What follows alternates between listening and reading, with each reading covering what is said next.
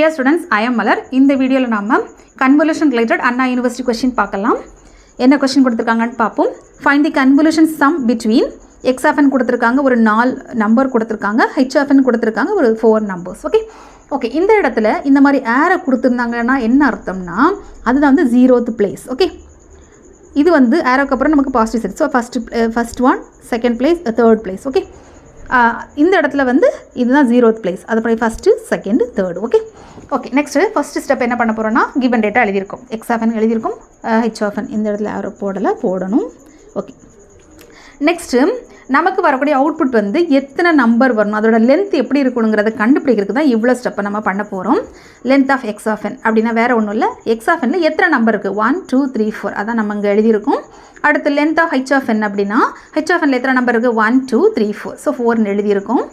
அப்படின்னா output y of n output இல்லையா. அப்போ length of y of n equal to இந்த ரெண்டு, இதை நம்ம mன்னு எடுத்துக்கலாம், இதை நம்ம nன்னு எடுத்துக்கலாம். அப்போ ஃபார்முலா m + n - 1 இல்லையா, m + n - 1 நமக்கு 7 கிடச்சிருக்கு. அதாவது என்னென்னா y of n நமக்கு கிடைக்கக்கூடிய அவுட்புட் வந்து 7 நம்பர் இருக்கணும்னு அர்த்தம். ஓகே இந்த ப்ராப்ளத்தில் நமக்கு எந்த மெத்தடை ஃபாலோ பண்ணி கண்டுபிடிக்கணுங்கிறத கொடுக்கல. ஸோ நம்ம எந்த மெத்தடை ஃபாலோ பண்ணிக்கலாம், நிறைய மெத்தட் இருக்குது. Convolution, that is graphical method, tabulation method, multiplication method, நிறைய மெத்தட் இருக்குது. அதில் டேபுலேஷனும் மல்டிப்ளிகேஷனும் கொஞ்சம் ஈஸியாக இருக்கும், அதை நம்ம ஃபாலோ பண்ணலாம்.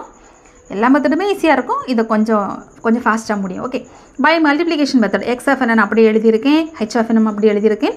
ஆர்டினரி மல்டிப்ளிகேஷன் தான். ஓகே இப்போ இந்த இடத்துல பட் ஆர்டினரி மல்டிப்ளிகேஷன் கொஞ்சம் சேஞ்சஸ் தான் இருக்கும், அது என்னங்கிறத பார்ப்போம். 1 × 2 = 2, 1 × 3 = 3, 1 × 4 4, 1 × 1 1 இதை முடிச்சிட்டோம். செகண்ட் எழுதும்போது செகண்ட் இந்த இடத்துல தான் நம்ம ஸ்டார்ட் பண்ணுவோம். So 2 × 2 4, 2 × 3 6, 2 × 4 8 and 2 × 2 2. ஓகே இந்த இடத்துல எக்ஸ்னால் என்ன அர்த்தம்னா கன்சிடர் 0th place, 0 அது வந்து 0 தான். ஓகே நெக்ஸ்ட்டு ஸ்டெப் எழுதும்போது இந்த ரெண்டு பிளேஸை நம்ம லீவ் பண்ணிடுவோம். ஸோ அது தட்ஸ் மீனிங் நத்திங். நெக்ஸ்ட் எழுதும்போது இது நம்ம வந்து லீவ் பண்ணிடுவோம். அதோட மீனிங் என்னென்னா கன்சிடர் 0 அவ்வளோதான்.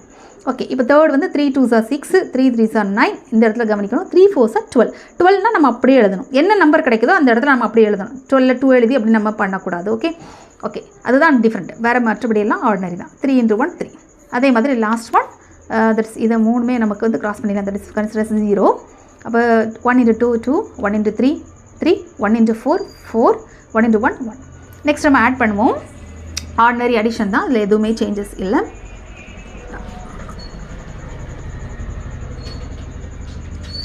Two 4 + 3 7, 6 + 6 + 4 16, 1 + 8 + 9 + 2 20, 12 2 3 ஆட் பண்ணும்போது 17, 3 + 4 7 1 அப்படியே இருக்கும்.